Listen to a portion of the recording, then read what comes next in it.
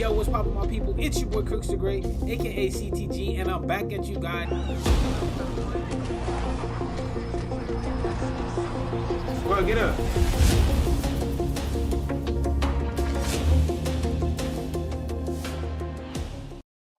Yo, what's poppin', my people? It's your big homie Crooks the Great, aka CTG, and I'm back at you guys with another special UFC 5 video.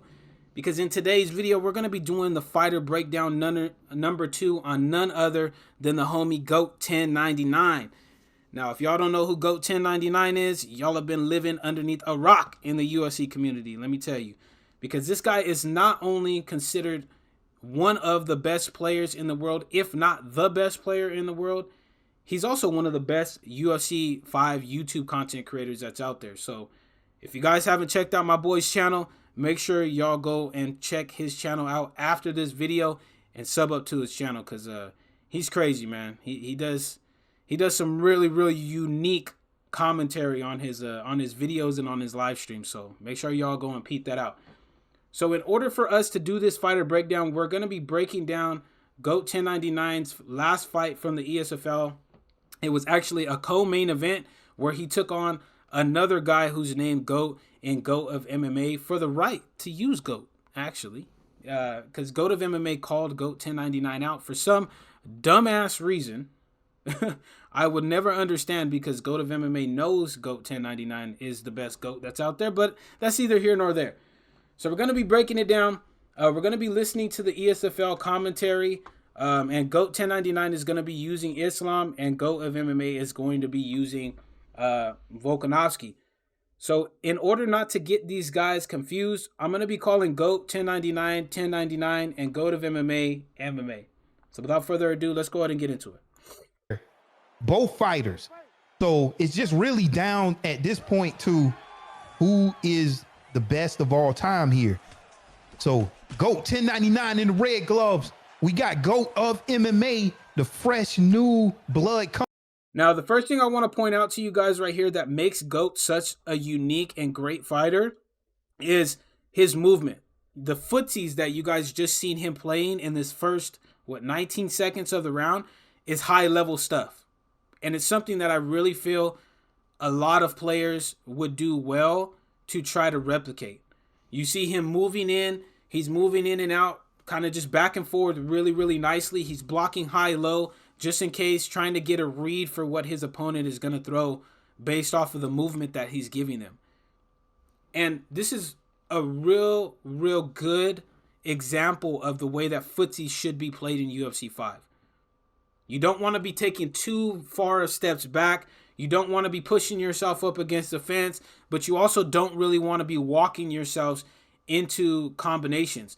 And GOAT is avoiding that by just taking small steps. You don't see him taking a lot of large steps back and forth. He's chopping it up. He's barely backing up, then he's barely going forward. He's barely backing up, he's barely going forward, and then he's mixing in going forward and backing up. It's very high level stuff. And like I said, if you can replicate this and implement it into your own game, you'll really see a difference on how it really can make your opponent feel uncomfortable and really expose what they're going to try to do to you in the course of a fight. So I just wanted to point that out. That's something that's very unique that GOAT 1099 does really well. Coming in the blue gloves. What did you see in early here in round 1, Frank? Well, the first thing that comes to mind, the most apparent thing, we're going to have to figure out a way to differentiate between these two. But exactly. Starting things off, man, like you said, both these fighters are so well-rounded in every area of mixed martial arts that it's really just going to come down to what both players have between their ears, you know, like who's going to outthink the other one, who's going to be able to set those traps. And you can see right now this fight is already being fought at a much more methodical pace than the ones we've seen thus far, because they both know that any mistake could be the last one. Yeah, exactly. All right, now I want to pause it right there, because Frank No Tweeting, the commentator from the ESFL, he put out a very good point. And if you guys didn't listen to it word for word, go back and rewatch it. He's talking about the pace of the fight. And that's really important, because GOAT 1099, we all know, and if you guys know him and you guys know GOAT of MMA, he is the better player in this matchup. He is. He has the better fight IQ. He has the better combinations. He has the better setups. He has the better grappling. But you notice how he's not allowing himself to get in an ego state to just press forward on GOAT of MMA. He's playing at a very, very good pace. He's not overcommitting on shots. He's kind of giving GOAT of MMA some respect and letting him walk forward to see what he's going to try to do in terms of offense. It's a very, very beautiful strategy, and it's a very non-common thing that you see in UFC 5. Because if you feel like you're better than a player, your natural instinct is, I'm going to walk this guy down, launch combinations at him, and try to get him up out of there. And in UFC 5, that's a really, really easy way to get finished. So I like what GOAT 1099 is doing. I like what he's doing. I like how he's fighting at a slower pace. He's trying to get that read. He's throwing high-low shots to see if what MMA is going to give him. Is he going to give him the high shots? Is he going to try to block low for the second shot? Is he checking leg kicks? He's giving him a lot of things to look at to try to decipher what GOAT of MMA is going to allow him to land in terms of damaging shots. And the other thing that I really like that he's doing here and that it opens up the possibility of is a tempo change. GOAT 1099 is really good at tempo changes. He can change his rhythm at any time. He can change, he could be playing on his back foot, but then at any point in time, the way that he's fighting right now is going to allow him to walk forward and just kind of close that distance and make MMA feel really, really uncomfortable. So I really, really appreciate what he's doing right here. And it's really masterful. So if you guys are taking notes, like I said, which you guys should be doing, because I know I'm doing it. Replicating exactly what he's doing right here goes a long ways, like I said, to defeating opponents like GOAT of MMA. Exactly. Okay, so we get, maybe we can differentiate between 1099 and MMA. Okay. So GOAT 1099, he's a methodical fighter. I wish this fight was 5 rounds, but it's 3 rounds. So you really got to step on the gas pedal just a little bit here. And look at it already, a rock already in a tape. All right, now I want to go back to what just happened right there and kind of break it down to you. What GOAT did right there is exactly what I was telling you guys about the tempo change. The offbeat striking comes off of the tempo change. GOAT of MMA thought, hey, you know what? We're kind of going back and forth. He hasn't really switched it up yet. And he got caught walking forward with a combination. And then GOAT 1099 just landed a clean jab hook. And that was really all it took to get that knockdown. I'm going to go back and rewatch it for you guys here and replay it. So GOAT 1099, he's a methodical fighter. I wish this fight was 5 rounds, but it's 3 rounds. So you really got to step on the gas pedal just a little bit here. So see the jab hook? And then look what GOAT does right here. He got the stun off the offbeat combination with switching up the tempo. And now look at what he's doing. He's not wailing and trying to launch off all these long combination strings. He's shooting for that takedown. And this is a high IQ move right here. Because GOAT knows on the ground, MMA has no chance against GOAT on the ground unless GOAT really makes a mistake. He's not. So he's going to shoot for this takedown and take him down. So that way he's going to try to secure the round. And it's high fight IQ. High fight IQ. Because even if GOAT of MMA stalls on the ground, GOAT's got this round because he got that stun. They both landed heavy damaging shots. But the thing that's going to put GOAT 1099 ahead of GOAT of MMA is going to be this stun. So he's going to immediately get him on the ground, which is high IQ stuff. So once again, once you rock your opponent, it's okay to shoot for takedowns, ladies and gentlemen. I know personally I don't do it because I be trying to get people the hell up out of there, but this is the better route to go. I'm not going to lie to you. Look at it already, a rock already in a takedown by GOAT 1099 and already on top, getting a transition. Well, no, transition blind. It looked like an undeniable fake. Not sure, but yeah, let's see what GOAT able to do from here. you know, some people might not call it high IQ, but I love the transition to get the rock and then immediately. Now, right there, I wanted to point something out. Another really, really good move that GOAT 1099 uses that you should be using when you are on backside is instead of you looking to always block that that transition to full guard, you can try to take back sitting and regain the half guard. It's a very, very good move to do because there's so many more positions here that are threatening than from backside. I've been noticing a lot of people tend to just camp out on the back mount and they camp out the posture. So very, very useful thing to know that you can do for those of you guys that didn't know that you could do this. Immediately look for the takedown. Ooh, you know, that you're was just huge. you're just giving him so much to think about already, you know, and then now you've got over 3 minutes to try and really assert dominance. You know, you've ostensibly put yourself ahead on the judges' scorecards because you've done more damage. Now you can put yourself in a position to take next to no damage for the rest of the round. So we're gonna see if 1099 is able to. Now I want to pause it right there because I want you guys to go back and re-see what GOAT 1099 did right there. He punched the body. He punched the body. He was punching the body to gain that GA. And MMA, what he was doing was faking. He's faking to try to take backside. He's faking, you know, he's trying to punch. But because GOAT stayed composed and understood that that's what GOAT of MMA does, he stayed patient. He gained all that GA. And he allowed MMA to drain down his stamina enough so that when GOAT postured up, he got that free transition. High level IQ stuff right there by GOAT 1099 that you should be doing as well.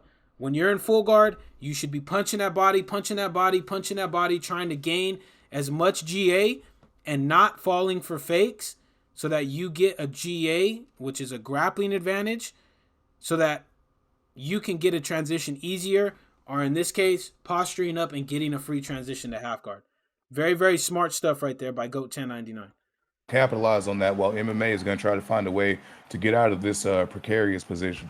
Yeah, exactly. And GOAT 1099 using that IQ still to get into the half guard position, using those posture up R1 transitions there, doing a good job. But GOAT of MMA able to get back to full guard here, but spending a lot of time here on his back.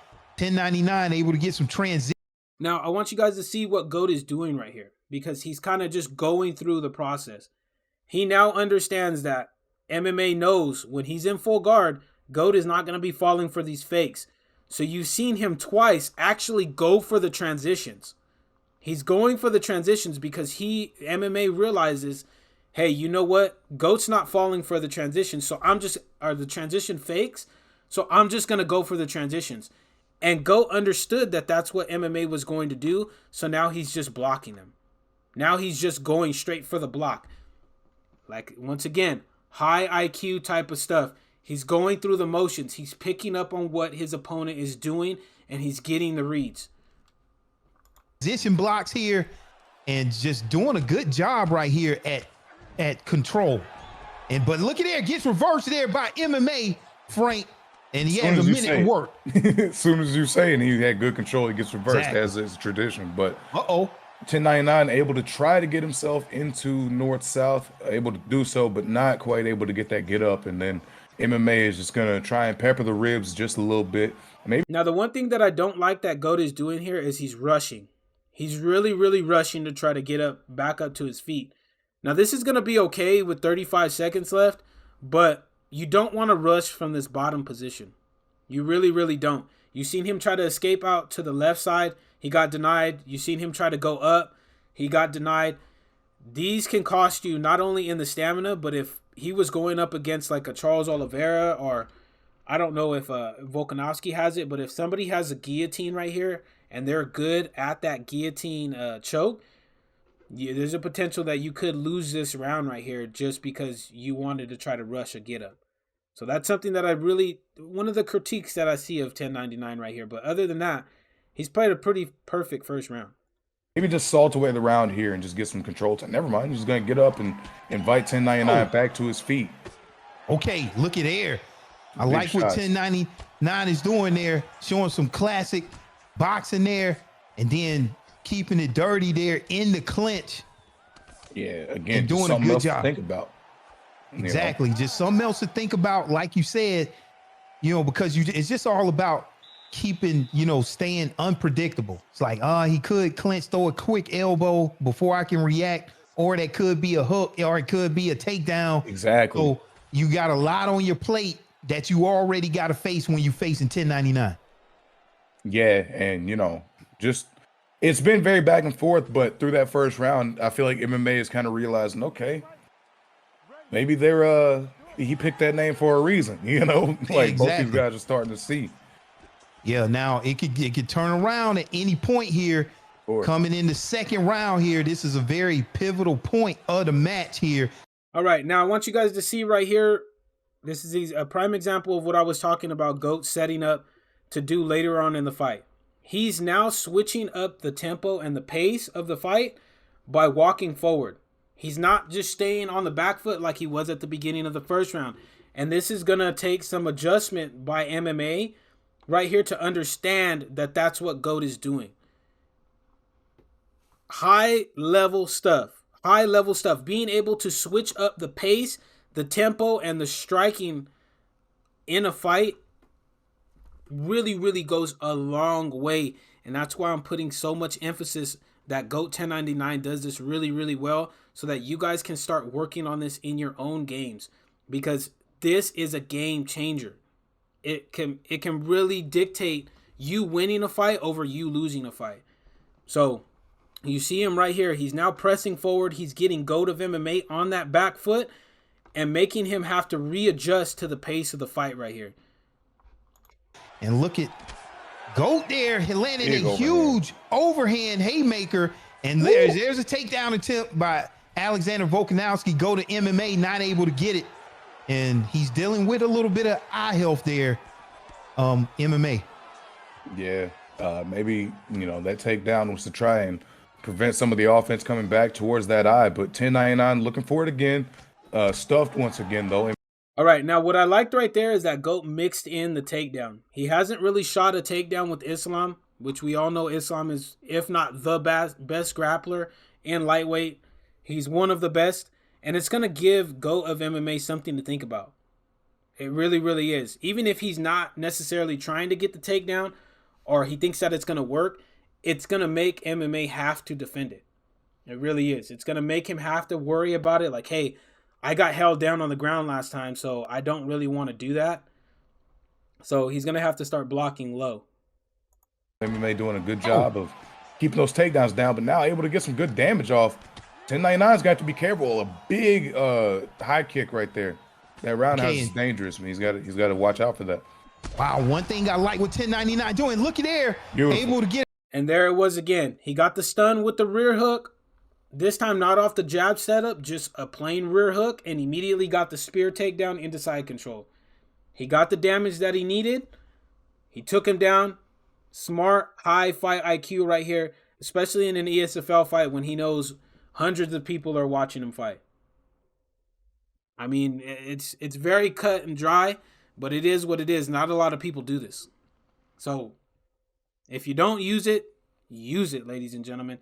And I also want to point out he did a really, really good job of not allowing GOAT of MMA to trap him up against the cage. When GOAT of MMA had him pressed up against the fence, he circled off nicely and he forced MMA to retreat and reset. And then that's how he was able to get that stun off the hook. It's very, very clean work right here and very technical work from GOAT 1099. A well-timed takedown into the spear and going for the crucifix, not able to get it. And getting a lot of transition blocks right here.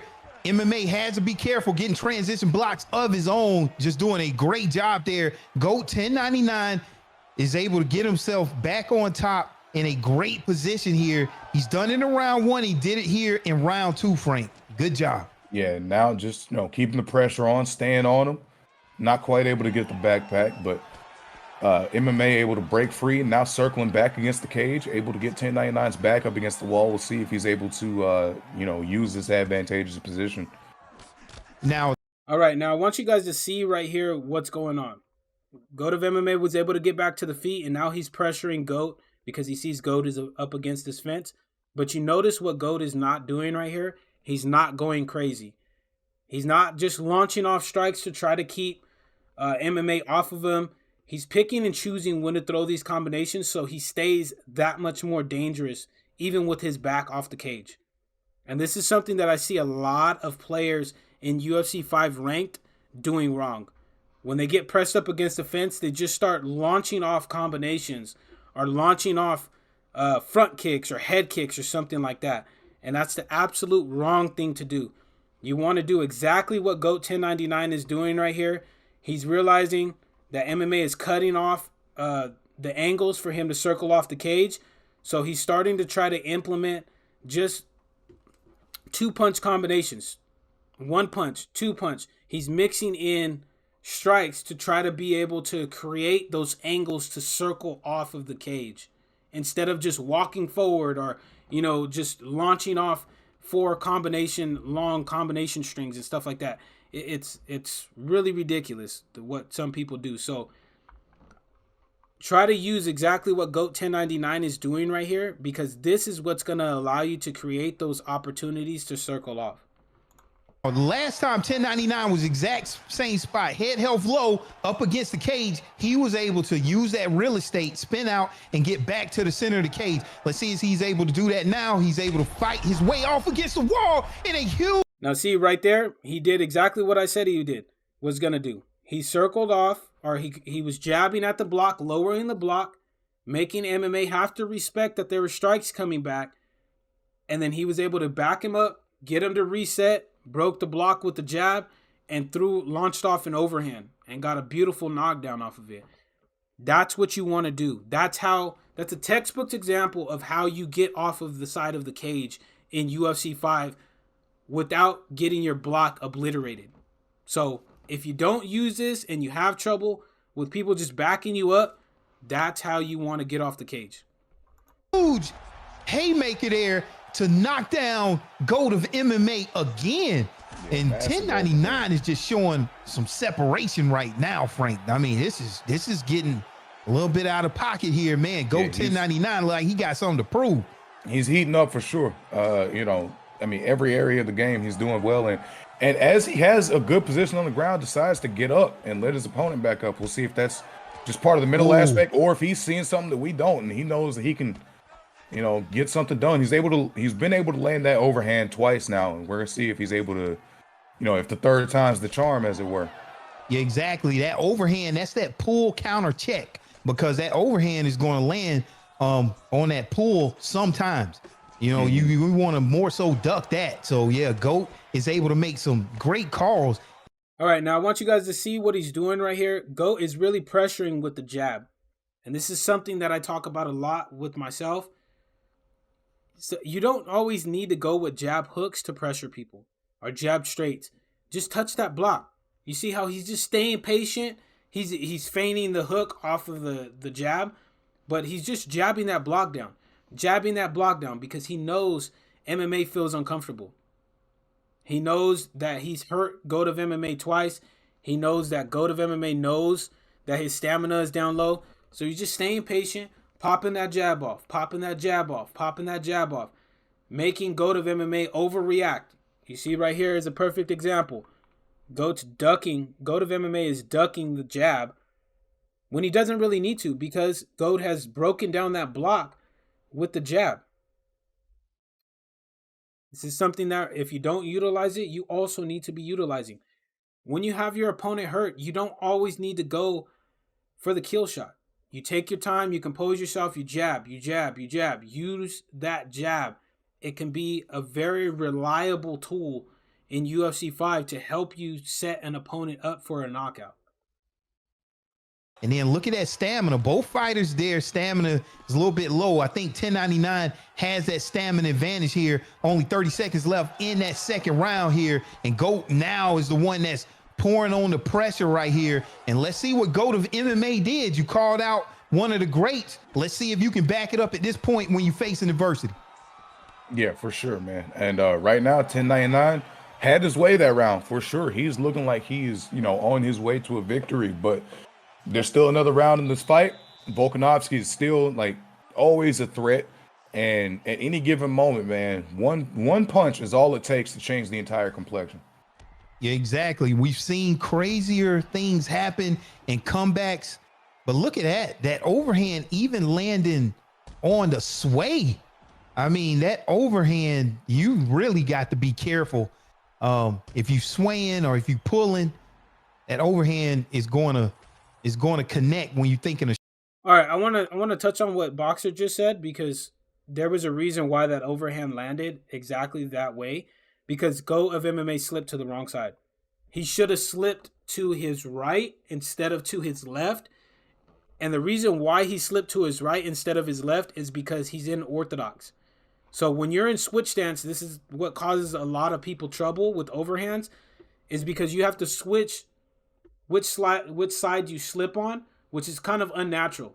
So GOAT of MMA has not picked up on that. So he could get potentially blasted with another overhand if he doesn't make that adjustment. A straight or a hook is coming out.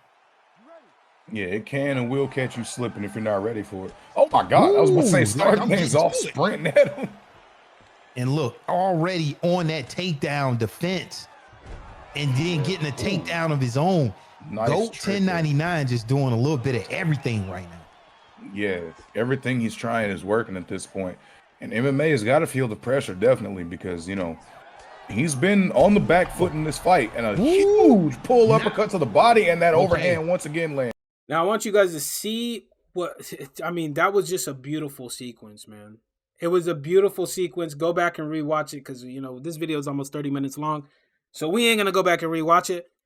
But something that GOAT had not done, 1099 had not done all fight long, he did right there.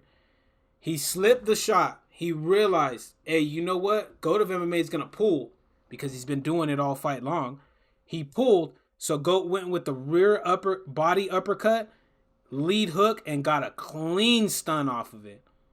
Now, unfortunately, he wasn't able to knock him down, but it's a creative way to get heavy damage on somebody that's already has low stamina. And it's just another thing that MMA is going to have to worry about. And GOAT of MMA right here, I guarantee you, feels like, damn, there ain't nothing I can do to this dude, because he's just on his game, man. And it really, really is. There's levels to this, and GOAT of MMA is not on GOAT 1099's level. And I'm pretty sure at this point he was feeling it. Okay, now I'm seeing the dangers of that overhand and why you need to mix them in a little bit more. I really like that counter going to the body, not to the head this time. And I mean, GOAT 1099 is just showing in every single facet of the game, he's just a little bit better tonight than MMA. So, you know, GOAT 1099 just doing what GOAT has always done throughout the history of the ESFL, and that's just dominate great opponents night after night. We've seen this so many times from him. And a huge left hook right there is able to drop him. Massive hip toss. And there it was again. You see, he was using that jab, kind of just using that jab, not overcommitting, throwing a lot of combinations. He just was jabbing, caught him with the hook, immediately took him down. I mean, it's over. It's repetitive. And that's what great and elite level players do. They go back to what's working. They go back to what's working. And he's just dominating GOAT of MMA right here.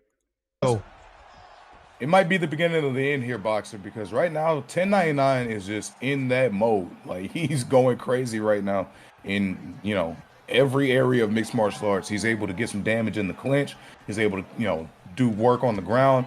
His striking has been on point tonight, man. Ooh. And this is one of those performances. Yeah, it's gonna be tough to it's gonna be tough to compete with, and people are gonna.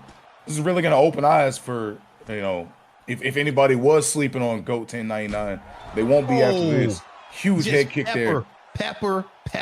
But before he added on the salt, like, man. I mean, what Boxer just said right there is exactly what I was telling you guys he was doing earlier. Again, jab, jab, jab, jab, feigning a hook, jab, jab, and then sets up a beautifully timed rear head kick that knocks GOAT of MMA down again. I mean, it's repetitive. Man, so here's the thing, man. GOAT 1099, he's showing you there's levels to this. I mean, with GOAT of MMA, we've seen GOAT of MMA just take out some of the best competitors here. in the ESFL to get to this position. All right, but when you talk about just a student of the game, 1099 is just on a different level, and he's showing that tonight. Yeah, definitely, man. He's fighting like he's got something to prove for sure. And I was just about to say, I don't think he's going to be content with letting this fight go to the decision. It seems like he's going to try and, you know, keep the pressure on and get that knockout victory. We'll see if he's able to do it with a minute left. Wow, takedown defense, that takedown, just on point. And the thing with this does seem like he's going for this finish. GOAT 1099 usually very methodical, and then tonight here getting a huge knockout as he's very aggressive, not just. All right, and then you see, that's what separates high level players from intermediate players and beginner players. Once GOAT figured out what was working from half of the first round on, he never strayed away from it. He stayed with what was working down to a T, and MMA never made an adjustment on it. He just allowed GOAT to really dictate to him without ever making GOAT have to change up his strategy. And that's what high-level players do. They work to gather the information, and then they're just going to keep going with what works. They're not going to switch up because they feel like they should. They're going to keep taking what you give them, and then once you make an adjustment to it, then they'll start to implement another game plan. But just overall, a beautiful performance from GOAT 1099. And everything we've touched on in this video is exactly what makes GOAT widely considered one of the best players, if not the best player in the world. It really, really does, because he's so consistent with this level of gameplay, with the style of gameplay that you guys seen here in this video. But that's it for the video, guys. If you guys did enjoy this video, make sure to slap that subscribe button as well as slap that like button, and let me know in the comment section what you guys think. What do you guys think separates GOAT 1099 from everybody else in the community? Let me know. And if you guys did enjoy this video, make sure to slap that subscribe button as well as slap that like button. It'd be much appreciated. And until the next video, take it easy, be safe, enjoy the rest of your guys' day, afternoon, evening, depending on where you guys are watching this from. And I'll see y'all later on, though.